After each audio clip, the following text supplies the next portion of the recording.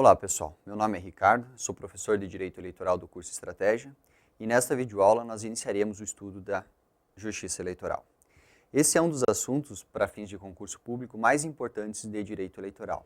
Em razão disso, nós estudaremos esses tópicos com bastante tranquilidade, com bastante calma, para que nós vejamos todas as regras importantes relativas à matéria. Vejamos os slides. Nós estudaremos inicialmente uma breve introdução da matéria, veremos o que é a Justiça Eleitoral. Na sequência, nós vamos estudar os órgãos da Justiça Eleitoral, veremos quais são os órgãos que compõem essa justiça.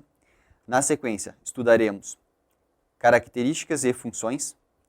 E, por fim, nós dedicaremos boa parte do nosso estudo para a análise específica de cada um dos órgãos. Veremos inicialmente o TSE, na sequência estudaremos TRE e, por fim, juízes e juntas eleitorais. Aqui, em relação a esses órgãos, que é a parte mais densa da matéria, num primeiro momento nós vamos analisar a composição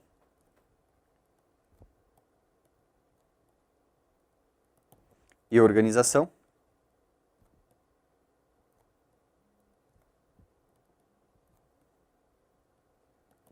Isso num primeiro momento. E, na sequência, a competência.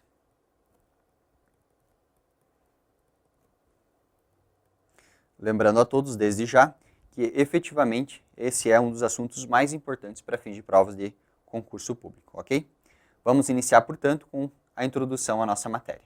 Em relação ao conceito e à disciplina legal da Justiça Eleitoral, nós temos, primeiramente, a análise na Constituição Federal. A Constituição Federal ali, a partir do artigo 118 até o artigo 120, 121, traz regras gerais e parâmetros gerais a respeito da Justiça Eleitoral. Essas regras, elas são explicitadas pela legislação infraconstitucional, no caso, pelo Código Eleitoral. Contudo, o Código Eleitoral ele é anterior à Constituição de 1988. Em razão disso, é importante que nós façamos uma análise, primeiramente, para ver se essas regras do Código Eleitoral, que são antigas, elas se adequam materialmente à Constituição. Se elas estiverem adequadas materialmente à Constituição, elas são consideradas recepcionadas. E daí, por conta disso, nós passamos a analisar o conteúdo delas. Caso elas estejam de forma dissonante da Constituição, nós nem estudamos, porque ela não será aplicada, ok? Portanto, em relação ao embasamento legal, é isso. Primeiramente, a gente parte da Constituição e, na sequência, a gente adentra dentro do Código Eleitoral, ok? Vamos iniciar, portanto, lendo o conceito de justiça eleitoral que nós trazemos lá do site do TSE. A justiça eleitoral brasileira é um ramo especializado do Poder Judiciário, com atuação em 3 esferas. Primeira delas, jurisdicional, em que se destaca a competência para julgar questões eleitorais, a administrativa, na qual é responsável pela organização e realização das eleições, referendos e plebiscitos, e regulamentar, em que elabora normas referentes ao processo eleitoral. Pessoal, em relação ao conceito, não tem maiores preocupações. É importante que nós saibamos que se trata de um ramo especializado da Justiça Eleitoral. Nós veremos isso mais adiante com maiores detalhes. E, além disso, a Justiça Eleitoral ela possui uma série de funções específicas. Nós vimos ali que ela tem a função jurisdicional, que ela tem função administrativa, que ela tem função regulamentar, e nós veremos também que, além dessas 3, tem uma 4ª função, que é a função consultiva. Portanto, ele é um ramo muito específico, com regras próprias, e às vezes difere muito do que nós estamos acostumados a ver em relação à justiça comum, em relação à justiça federal e à justiça estadual. Perfeito? Sigamos lá pelos slides. Quanto às características da Justiça Eleitoral. A primeira característica é um sistema eleitoral judicial. Ou seja, as questões eleitorais, toda a disciplina relativa ao processo eleitoral, ele é coordenado, ele é comandado e decidido por juízes eleitorais. Existem em outros países sistemas que são administrativos, que é controlado portanto, pelo poder pelo Poder Executivo. Existem também alguns sistemas que são legislativos, no qual se confere a competência para cuidar da questão do todo o sistema eleitoral ao Poder Legislativo. No caso brasileiro, não. O sistema eleitoral nosso é judicial. Além disso, a nossa justiça ela é especializada. O que significa dizer isso? A Constituição Federal, ela, em termos simples, ela distingue toda a estrutura do Poder Judiciário em Poder Judiciário comum e o Poder Judiciário especializado. São, portanto, dois ramos do Poder Judiciário. O Poder Judiciário, o ramo comum do Poder Judiciário, vai abarcar a Justiça Comum, que são os tribunais de justiça estaduais, que ela se estrutura no âmbito estadual, no âmbito de cada uma das unidades da federação, e nós temos também a Justiça Federal, que nós sabemos que trata dos interesses lá da União. Além do ramo comum, nós temos os ramos especializados, que são 3. O primeiro deles é o militar. Temos também o ramo trabalhista, que é a Justiça do Trabalho. E, por fim, que é o que nos interessa aqui, o ramo eleitoral. Portanto, nós temos que a Justiça Eleitoral ela é um ramo especializado do Poder Judiciário, ok? Sigamos, pessoal. Outra característica, uma estrutura piramidal e hierárquica. Nós veremos adiante que a Justiça Eleitoral é composta por vários órgãos. No ápice dessa pirâmide e no ápice da hierarquia, que possui superioridade hierárquica, está o TSE. Abaixo dele vem o TRE e na base da pirâmide nós temos os juízes e as juntas eleitorais, ok? Além disso, caracteriza-se a Justiça Eleitoral pela inexistência de um quadro, então, só marcar aqui, estrutura piramidal e hierárquica. Aí a inexistência de quadro próprio, de magistrados na Justiça Eleitoral.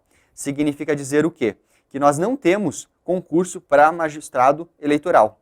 Os magistrados que atuam na Justiça Eleitoral, eles provêm de outros ramos do Poder Judiciário. Eles virão da Justiça Federal, eles virão em regra da Justiça Estadual, lá do Poder Judiciário Comum. Além disso, na Justiça Eleitoral, nós verificamos a periodicidade na investidura dos juízes na função. Ou seja, eles são escolhidos para mandatos pré-determinados. Eles ficam por um determinado tempo exercendo a função eleitoral.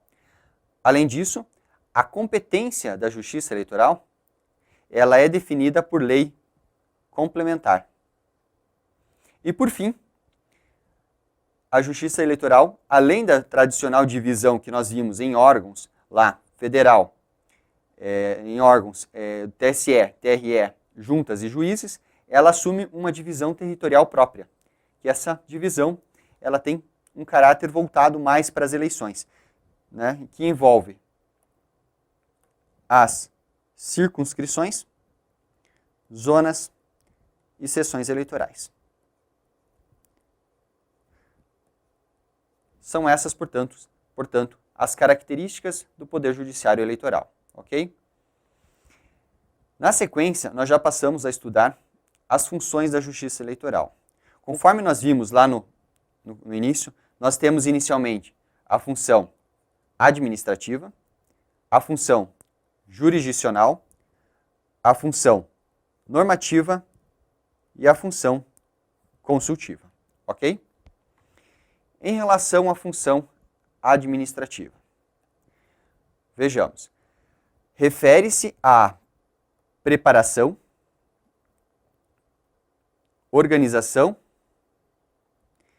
e administração do processo eleitoral.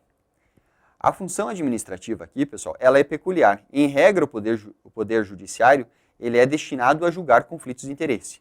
Mas, na justiça eleitoral, nós temos algumas atribuições específicas. Competem, portanto, à justiça, ela realizar todo o processo eleitoral. Ela vai coordenar todos os atos que iniciam desde as convenções partidárias até a proclamação dos eleitos, ou seja, todo o processo de escolha.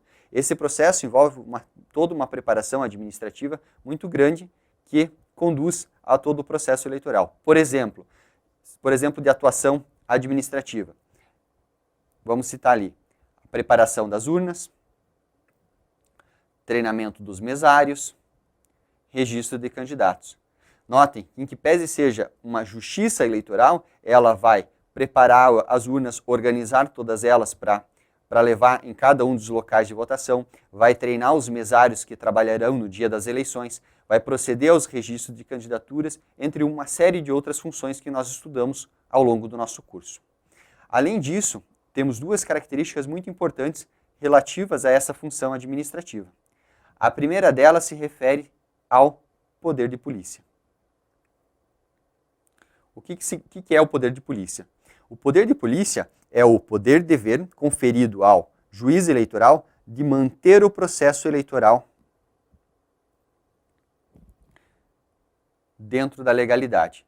Ou seja, nós temos uma série de regras definindo como que ocorre o procedimento, como que ocorre o processo eleitoral, quais são os atos a serem praticados. Compete ao juiz, isso é um poder, notem que nós temos aqui que é um poder e ao mesmo tempo um dever. Ou seja, o juiz eleitoral ele tem o poder de garantir e ele deve atuar para que todo o processo eleitoral ocorra dentro da legalidade. Que as urnas sejam, por exemplo, preparadas de forma correta, que haja treinamento dos mesários, que o registro dos candidatos observe a legalidade. Em razão desse poder de polícia, a atuação do juiz eleitoral na função administrativa pode se dar de ofício. Ou seja, o juiz, por si só, poderá atuar para garantir a legalidade e para garantir a regularidade do processo eleitoral. Ok? Diferentemente do que nós vemos na função jurisdicional, que a atuação do magistrado somente poderá ocorrer por intermédio de provocação, aqui na função administrativa, a atuação do juiz poderá se dar de forma de ofício, ex officio, portanto. Ok? Seguindo, pessoal. A função jurisdicional, ela é a mais tradicional, é a que nós conhecemos. E se refere à competência para decidir, é uma competência decisória, para decidir de forma definitiva os conflitos de natureza eleitoral submetidos à apreciação judicial. Notem que aqui será necessária a provocação. Aqui a atuação do juiz eleitoral depende de provocação da parte interessada, ao contrário da função administrativa, conforme nós vimos. Essa é, efetivamente, a principal função conferida à Justiça Eleitoral. Ok? E não tem maiores preocupações em relação a essa temática aqui. Devemos saber, portanto, que a função jurisdicional, ela se reporta à capacidade de decidir de forma definitiva os conflitos de natureza eleitoral submetidos à apreciação judicial.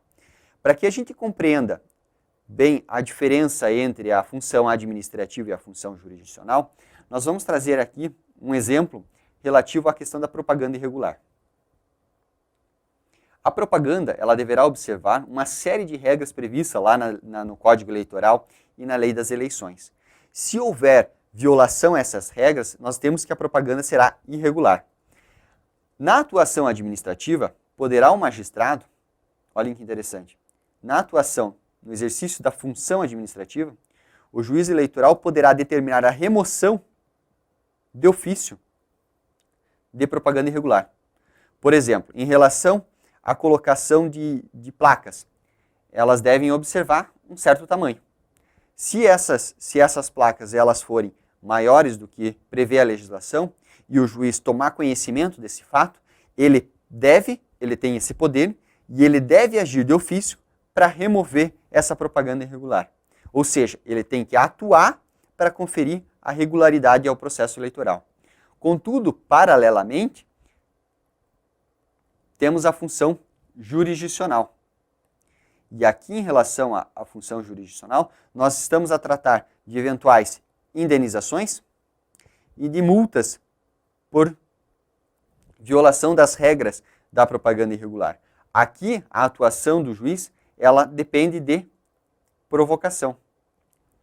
Ou seja, para aplicar uma multa pela propaganda irregular, é necessário que haja um pedido de um outro partido político, de alguém interessado, até mesmo do Ministério Público, para que haja indenização das pessoas violadas e que para que haja da violação dos direitos, eventualmente de algum direito que tenha sido violado com a veiculação dessa propaganda irregular e também para a imposição da multa eleitoral. Essa aqui é uma atuação jurisdicional, que vai depender de provocação. Ao contrário da função administrativa, que é a remoção da propaganda, que ela pode se dar de ofício. Com isso, nós temos bem clara a distinção entre a função jurisdicional e a função administrativa. Na sequência, nós estudamos a função normativa e consultiva. A função normativa é bem tranquila, pessoal, e refere-se à expedição de instruções, com o objetivo de regulamentar a legislação eleitoral. Nós sabemos que a legislação ela não consegue abranger todas as situações aplicáveis aos casos concretos. Além disso, todo ano eleitoral é necessário que tanto o TSE quanto o TRE editem regulamentos, editem instruções que venham disciplinar questões específicas relativas ao processo eleitoral. Portanto, nós temos aqui a função normativa. Essa função normativa ela se revela principalmente pela edição de resoluções.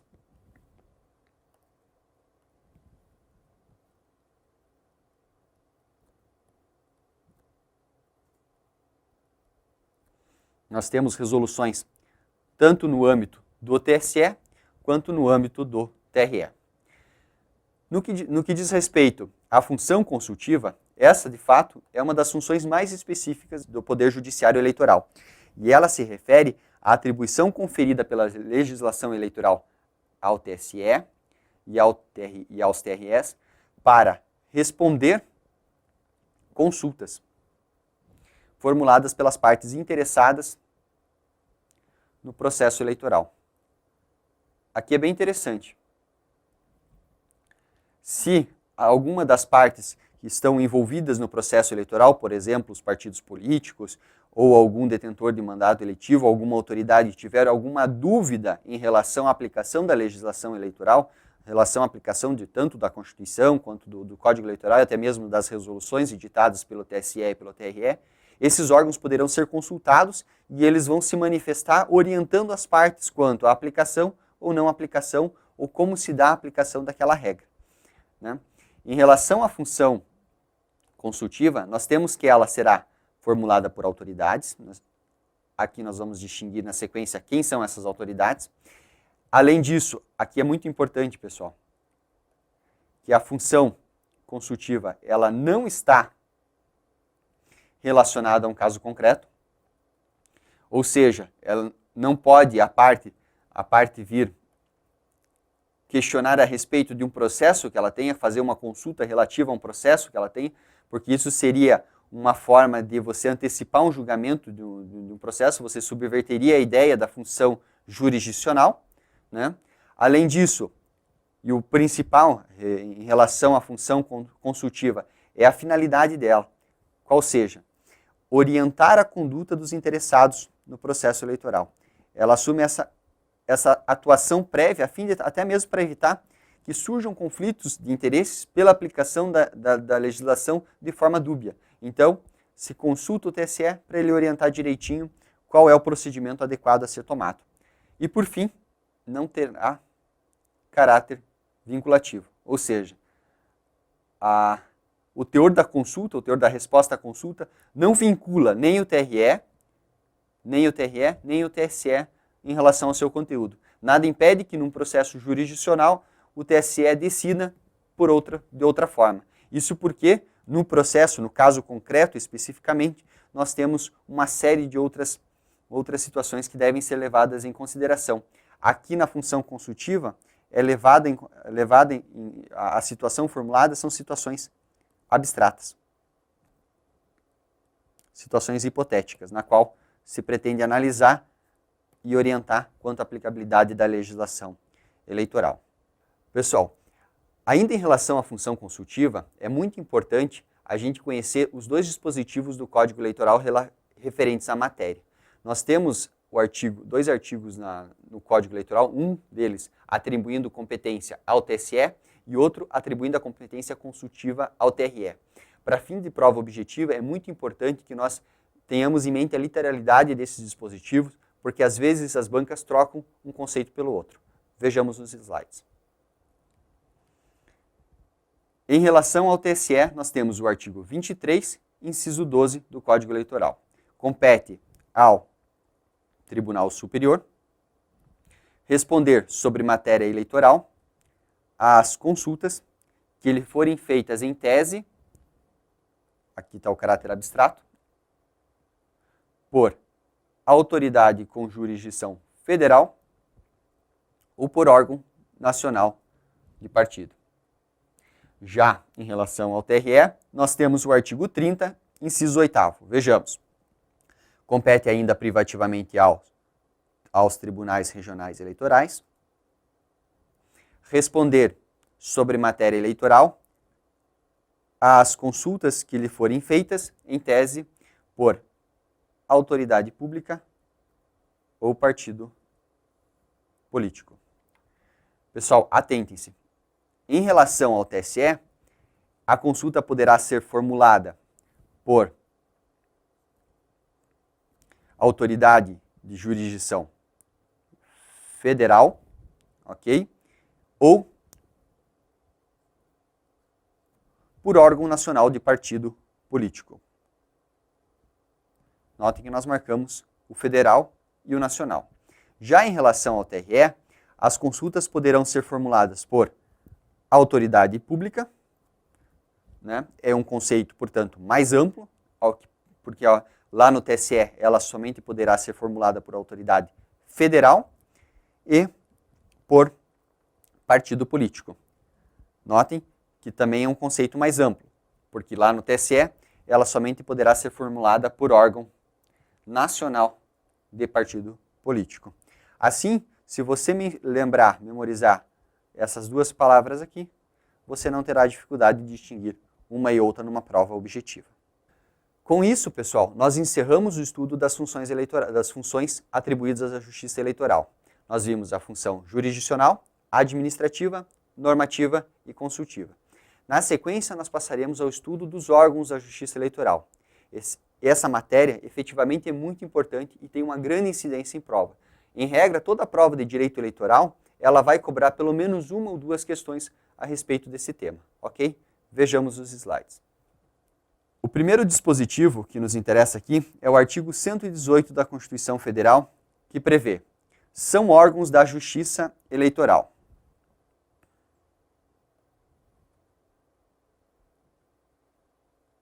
O Tribunal Superior Eleitoral, os tribunais regionais eleitorais, os juízes eleitorais e as juntas eleitorais. Nós vimos lá, entre as características, então a Justiça Eleitoral ela é estruturada de forma hierárquica. A instância máxima da Justiça Eleitoral é o TSE. É ao TSE que compete uniformizar a jurisprudência e expedir as principais resoluções em matéria eleitoral. Na sequência, como órgão de segunda instância, nós temos os TREs. Haverá um TRE para cada uma das unidades da federação, para cada um dos estados federados. E na base da pirâmide, ou seja, na primeira instância, nós temos os juízes e as juntas eleitorais.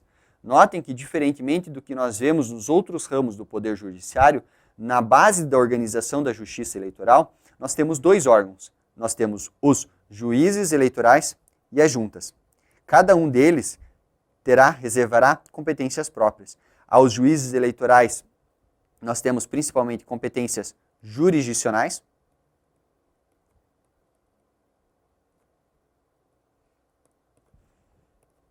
E, em relação às juntas eleitorais, nós temos principalmente competências administrativas.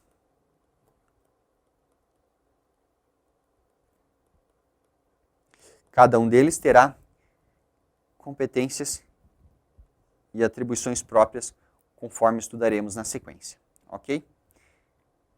Vamos iniciar, portanto, o estudo dos órgãos da Justiça Eleitoral com o TSE.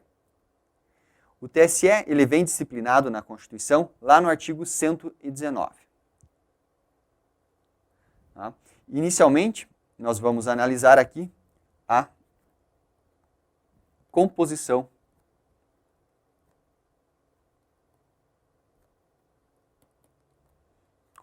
do TSE. Vejamos. E aqui muita atenção, pessoal. Não raras às vezes as questões trazem essa composição e mudam um inciso pelo outro, trazem a composição de forma incorreta, portanto, é muito importante que a gente memorize cada um desses incisos e saiba quem exatamente quem exatamente são as pessoas que compõem o órgão TSE. Vejamos lá. O Tribunal Superior Eleitoral compor-se-á, no mínimo, essa palavra é importante, de 7 membros escolhidos. Tem duas formas de escolha. Primeiro, mediante eleição. Essa eleição se dará por voto secreto. Quem serão os membros escolhidos por eleição? Serão 3 deles, dentre ministros do STF, e 2 deles entre ministros do STJ. Então, 5 dos membros serão escolhidos entre o STF e o STJ por eleição. E essa eleição se realizará pelo voto secreto. Além disso, nós temos outros dois deles que são nomeados pelo presidente da República,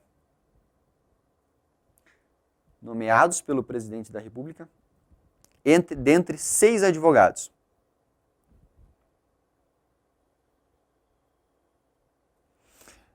Em relação a esses advogados, exige-se notável saber jurídico e idoneidade moral. E eles serão indicados pelo STF. Ok? Portanto, pessoal, muita atenção em relação aqui à nomeação dos advogados. São nomeados 2 advogados de uma lista de 6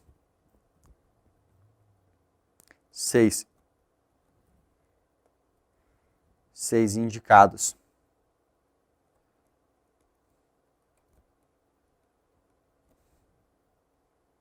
pelo STF, exigindo-se desses advogados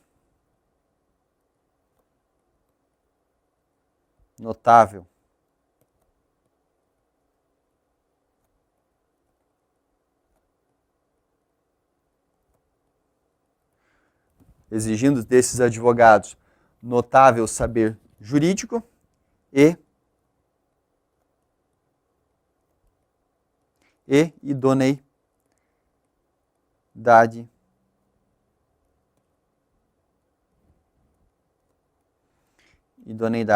moral. Atente-se que a Constituição não fala em 10 anos de atividade na advocacia. É comum questões trazerem essa informação e isso não consta da Constituição. A Consta apenas que eles deverão possuir notável saber jurídico e idoneidade moral. Aqui, em relação a esses advogados, ainda é importante falar que eles são escolhidos pelo método de listas tríplices.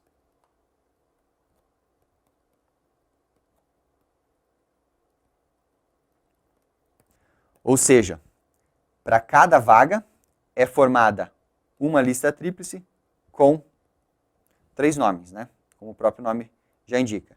Esses nomes são montados, a relação desses nomes será montada pelo STF, que repassará ao TSE, que vai encaminhar ao presidente da República para nomeação. Ok? Com isso, nós vimos, portanto, a composição. Em forma de esquema, nós temos o seguinte. A composição, portanto, do TSE observará por eleição 3 membros entre ministros do STF, 2 membros entre ministros do STJ.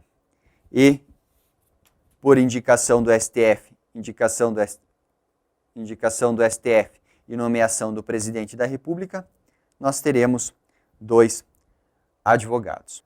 Portanto, pessoal, nós já encerramos a nossa primeira videoaula. Nós vimos a composição do TSE e na videoaula seguinte nós veremos algumas questões específicas relativas à composição e passaremos a análise da competência deste órgão. Até a próxima.